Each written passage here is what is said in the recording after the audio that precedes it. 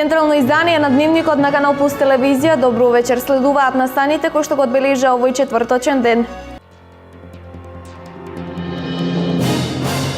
Македонските лекари и студентите на медицина имаат големо знаење, но она што е проблем во ортопедската хирургија е недостигот од пракса на студентите, смета доктор Брик Ленс, ортопедски хирург од САД.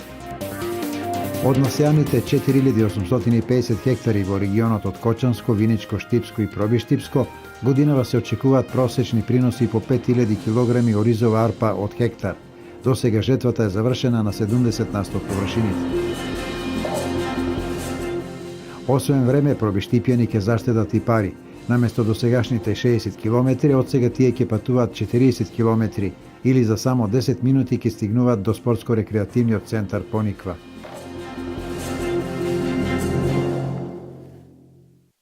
Македонските лекари и студенти на медицина имаат одлични вештини и големо знаење. Она што е проблем во ортопедската хирургија, тоа е недостиг од пракса на студентите, но и недостиг на хируршки инструменти, апарати и импланти во болниците, смета доктор Брик Ленс, ортопедски хирург од САД, кој деновиве одржа серија едукации и обуки на македонските лекари и студенти. Американски лекари споделуваат искуства и лекарска пракса во македонските болници и факултети во рамки на проектот поддржан од Министерствата за образование и здравство. Во повеќе наврати досега лекари специјалисти од Соединетите Американски држави го едуцираат нашиот медицински кадар, за кој велат дека има квалитетна наобразба, но практичните вештини и практикувањето нови техники во дел од медицинските гранки се слаба точка. Ова е заклучокот и на доктор Брик Ленс, ортопедски хирург од Соединетите Американски држави, кој денес имаше предавање на Факултетот за медицински науки на Универзитетот Гоце Делчев. I'm very impressed by the orthopedic doctors. Their skills are outstanding. Импресиониран сум од лекарите ортопеди, нивните вештини се одлични, но забележав дека во болниците недостига опрема за овој вид операции, како импланти и помагала кои се користат во хирургијата. Во ортопедската хирургија се користат повеќе инструменти од сите останати хируршки техники. Без соодветни алати и апарати операциите е неможно да се извршат. Тоа е слично како во автомеханичарска работилница, да не може да се поправи автомобил ако не достига алат и делови.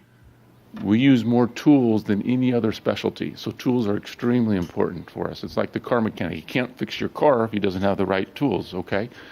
Ваквиот вид на соработка и размена на искуства се посебно значајни за студентите. Ова за нас студентите би значило многу, иначе во позитивна конотација, поради тоа што се надевам искрено дека многу од нас можат да се здобијат со големи знаења од областа на ортопедијата денес и да го зголемат нивното знаење целокупно кој што го имаат од областа на ортопедијата. Тема на денешното предавање на доктор Ленс пред студентите на медицина на Универзитетот Гоце Делчев беа инфекциите кои може да настанат при хируршките зафати за вградување на импланти.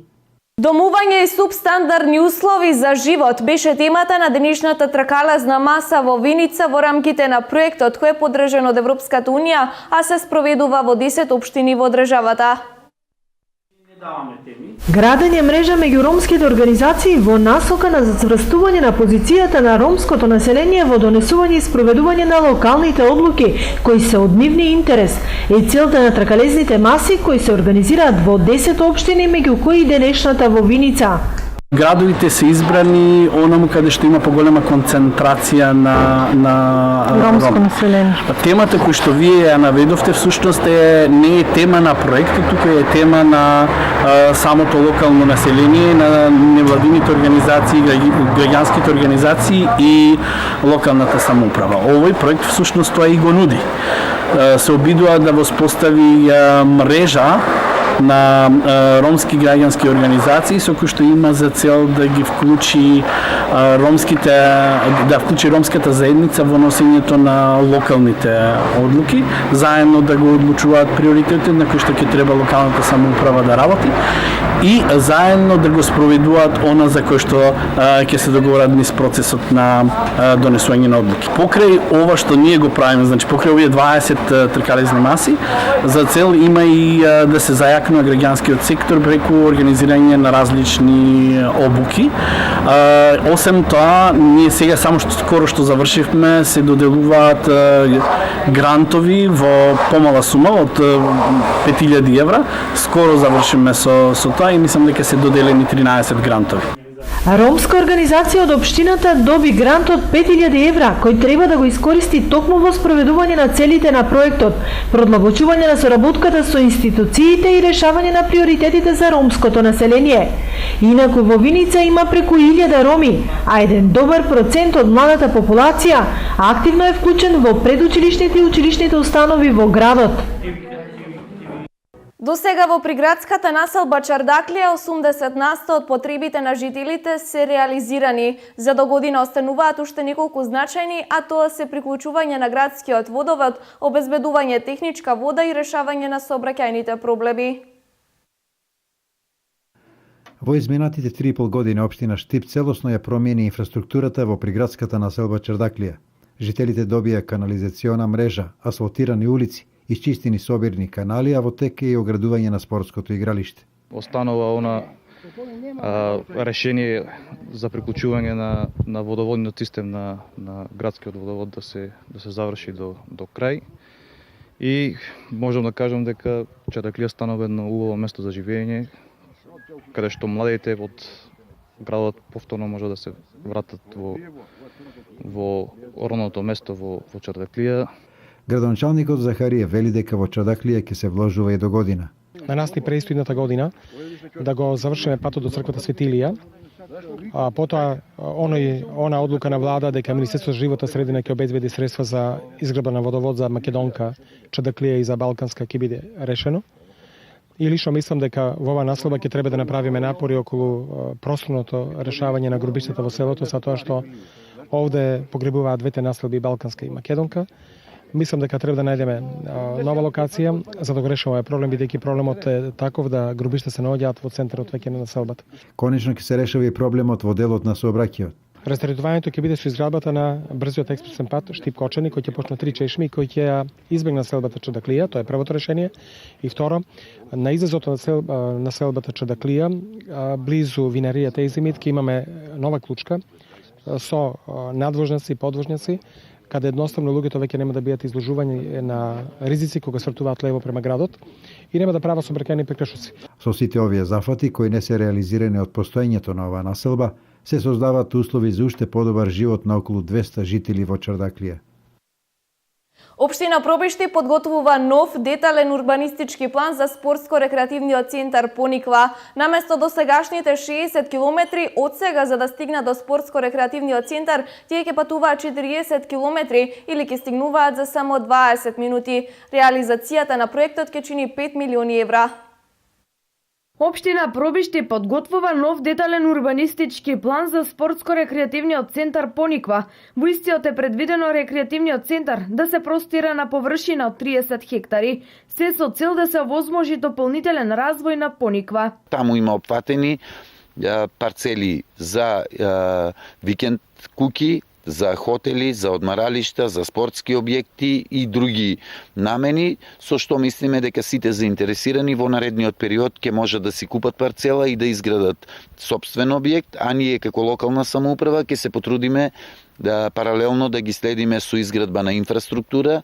Во моментот најголем проблем кој што го имаме на Пониква и на кој што заедно со општина Кочани и владата на Република Македонија активно работиме, се изградбата на нов водоводен и канализационен систем за цела територија на Пониква, како и изградба на нови објекти во делот на зимскиот туризам. Пред се мисли на изградба на нови жичари, веќе имаме добиено донација топови за производство на вештачки снег, направен е и систем за снабдување на овие топови, осветлени се дел од патеките. Долго најавуваниот проект за поврзување на патот Пробишти Пониква најпосле ќе започне со реализација. Тоа значи дека ако претходно пробиштипјани за да пристигнат до спортско-рекреативниот центар минувале над 60 километри или патувале 40 минути, со реализација на новата патна поврзаност тие ќе штедат на време и на пари, односно до Пониква ќе стигнуваат за 20 минути, истакна Тоневски. Би требало тендерот да се распише по завршувањето на изборите, односно на почетокот на 2017 година и градбата да започне со почетокот на новата градежна сезона. Реализацијата на проектот ќе чини 5 милиони евра. Граѓаните предлагаа нови и дополнителни извори за зголемување на приходите на општината на втората форумска сесија во општина Пехчево, приходи со кои би се реализирале проектите кои тие сами ги предлагаат. Граѓаните на општина Пехчево предлагаа нови и дополнителни извори за зголемување на приходите на општината на втората форумска сесија. Тие ја продолжија работата од првата форумска сесија околу изготвувањето на општинскиот буџет на општина Пехчево за 2017 година во рамки на спроведувањето на буџетскиот форум, кој е дел од програмата Форуми во заедницата.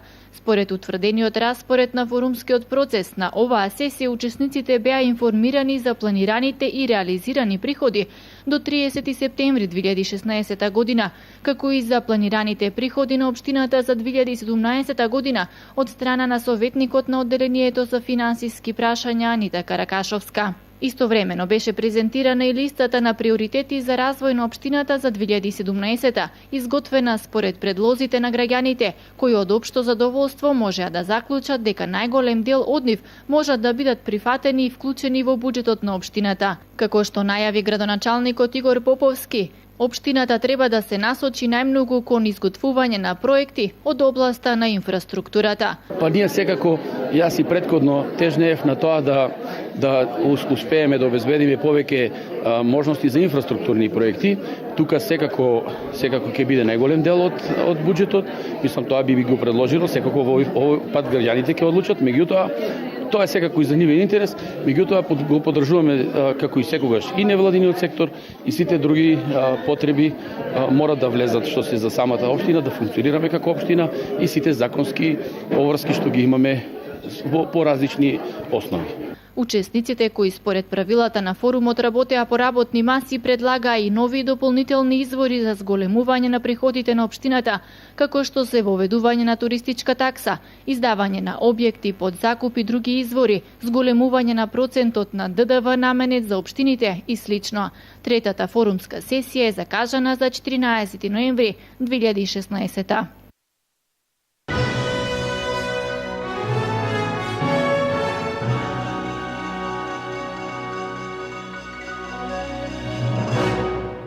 Минути за земјоделие. Од насеаните 4850 хектари во регионот на Кочанско, Виничко, Штипско и Пробиштипско годинава се очекуваат просечни приноси од 5000 килограми од хектар. До сега жетвата е завршена на 70% од површините, информираат од подрачната единица на Министерството за земјоделство, шумарство и водостопанство во Кочани.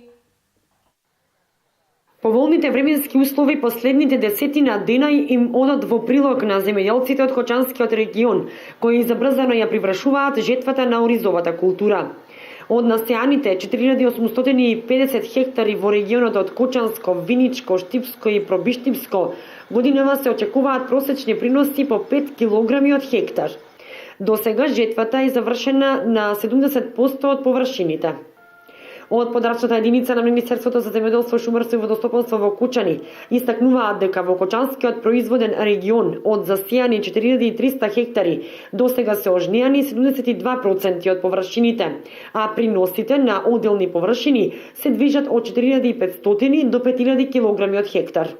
Годинава подобри приноси има кај турските сорти на ориз, но не изостануваат по приносите домашните сорти ориз, R76, Примариска и Монтеса, како и сортите Монтичели и Кочански.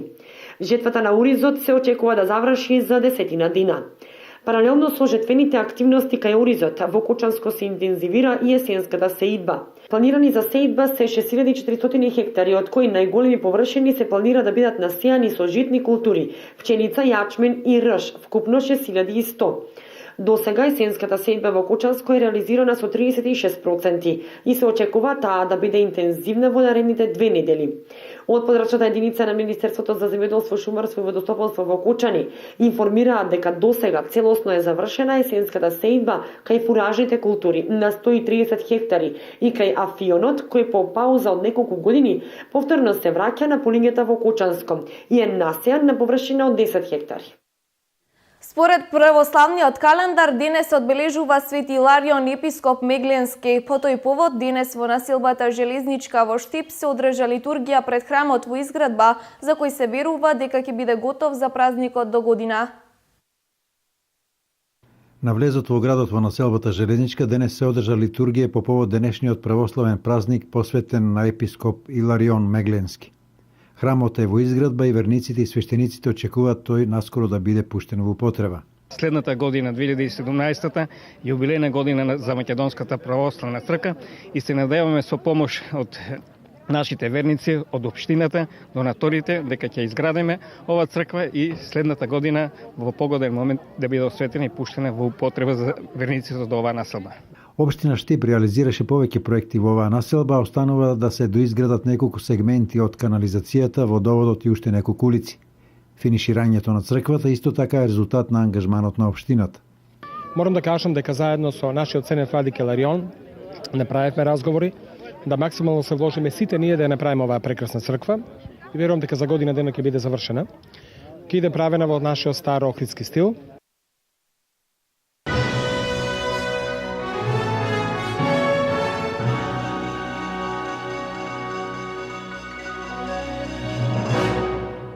По промоцијата во Скопје, Штип е еден од градовите каде денес се промовираше едицијата Црните страници на удба, чие мото е историја што чека да биде откриена. По година и пол макотрпна работа, Државниот архив на Република Македонија ја издаде оваа значајна едиција која содржи 9 тома во 16 книги, односно на 13.000 страници во кои се содржат извештаи од тајната полиција и што се случувало во Македонија од 1945 до 2000 година. Под закрилата на идејата за слободна и независна Македонија и патриотскиот дух, многумина македонци биле гонети и осудени од Југословенската тајна разузнавачка служба. Црните страници на удба е едиција која содржи 9 тома во 16 книги, каде во над 13.000 страници се испишани настани од неовластено направени извештаи од тајната служба и опишано што се случувало во Македонија од 1945 до 2000 година. Во 202 досиеја кои се објавени во оваа нетипична едиција има граѓани и од Штип. Денес пред Штипјани беше промовирана ова едиција под мотото «Историја што чека да биде откриена». Таа се обидела да го скрши отпорот кај сите што размислувале на овој начин, отворајќи им досиеја, а досиејата понатаму служеле како основ за прогон. Најголем дел од овие патриоти завршувале во затвор, дел од нив отишле во емиграција бидејќи не можеле нормално да живеат. Некои има кои што биле по 2 до 3 пати осудувани. Така што станува збор за еден многу мачен период кој што досега беше сокриен.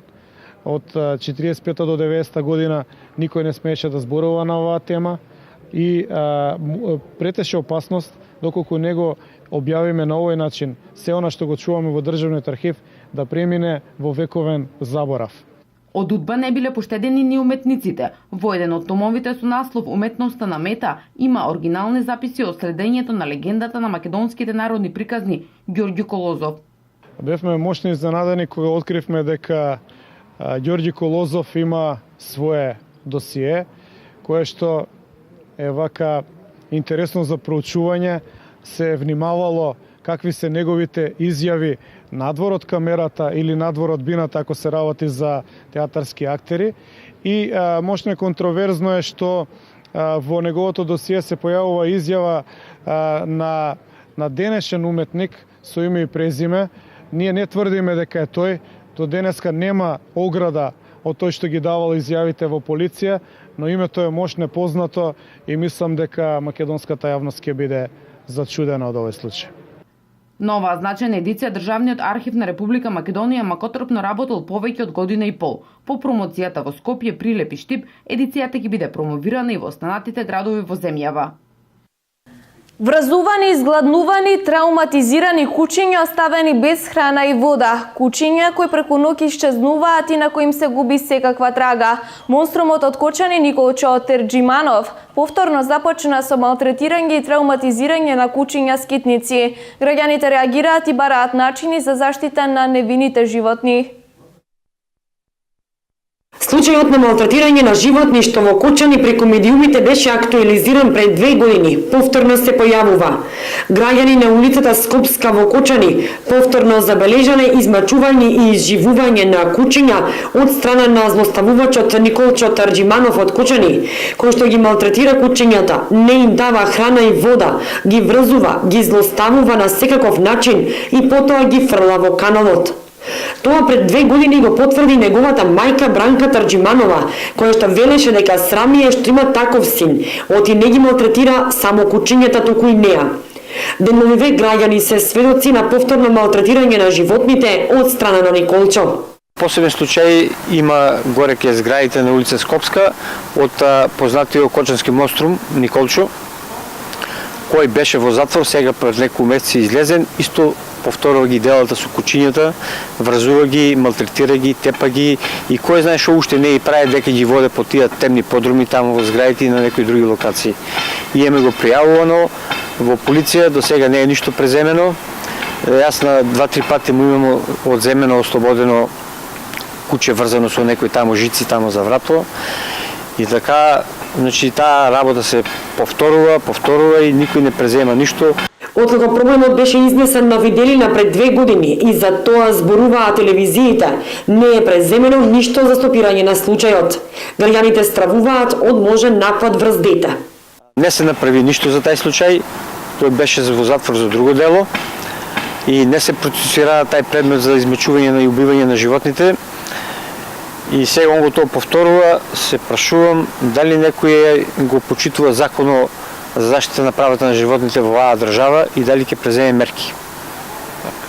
И се прашувам дали што се подхранува еден психопат да работи што сака, дали тоа утре нема да го направи на некое дете.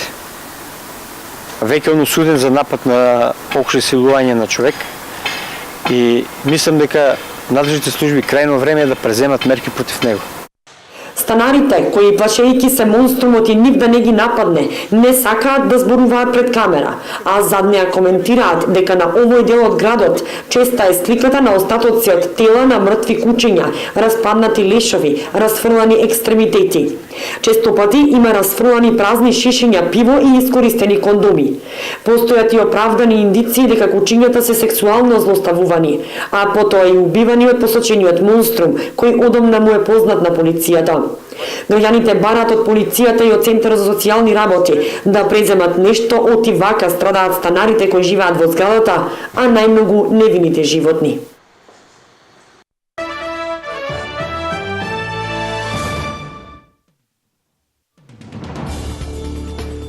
Турција и се закани на Европската Унија дека ќе го стопира договорот за бегалците и пред крајот на оваа година, доколку Брисел наскоро не ги исполни барањата на Анкара и не ги укине визите за турските државјани за патувањето во Европската Унија. Нашето трапение при крај, изјави турскиот министер за надворешни работи Чавушоглу во интервју за швајцарскиот весник Ноe Zürcher.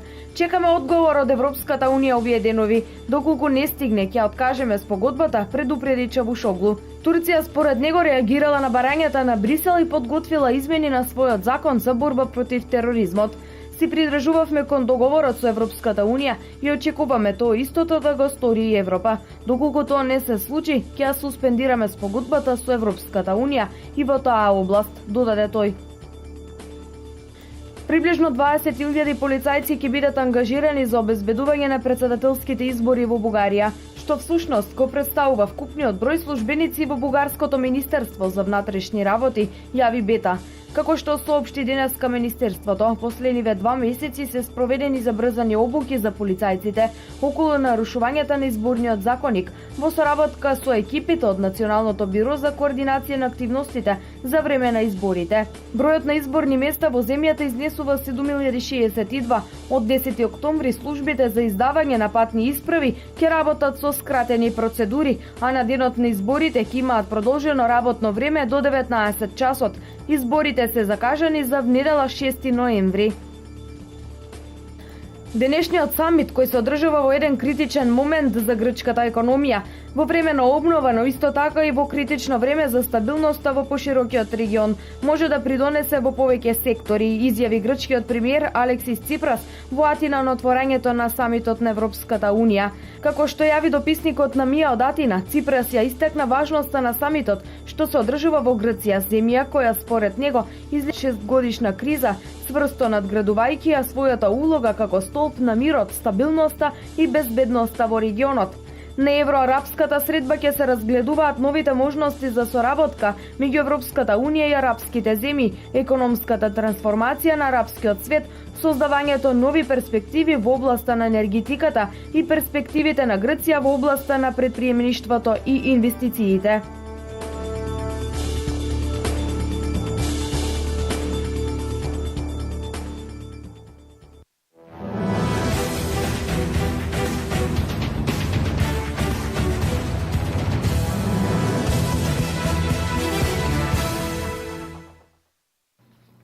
Фудбалската репрезентација на Македонија е пред тежок квалификацијски дуел на гостувањето во Гранада на 12 ноември. Селекторот Игор Ангеловски одлучи да им даде шанса на дел од младите репрезентативци. Повикот за фудбалерите од младата репрезентација е заслужен со пласманот на Европското првенство, изјави селекторот Ангеловски. Мора да бидеме внимателни да ги користиме на позиции каде што е најнеопходно и постепено да го дополнуваме квалитетот на сето она што досега го одигравме во квалификациите, изјави Ангеловски на денешната пресконференција. Еве го составот на македонската репрезентација која ќе патува во Шпанија. Голмани: Игор Алексовски од Вардар, Столе Димитриевски, Гранада, Шпанија, Филип Гачевски, Вардар. Одбрана: Ванче Шиков, Нефчи, Азербејџан, Леонард Джута, Риека, Хрватска, Кире Ристевски, Вашаш, Унгарија, Стефан Ристовски од Риека, Хрватска, Даниел Мојсов, АЕК, Кипар, Ѓоко Зајков, Шарлоа, Белгија, Дарко Велковски, Вардар. Во средниот ред се Стефан Спировски, Вардар, Никола Ѓорѓев, Грас Хоперс, Швејцарија, Есџан Алиоски, Лугано, Швејцарија, Ферхан Хасани, Шкендија, Давид Бабунски, Црвена звезда, Србија, Енис Барди, Ујпешт, Унгарија, Бобан Николов, Вардар. Во напад Горан Пандев, Дженова, Италија, Илија Несторовски, Палермо, Италија, Бесрат Ибраими, Шкендија, Кире Марковски, Работнички.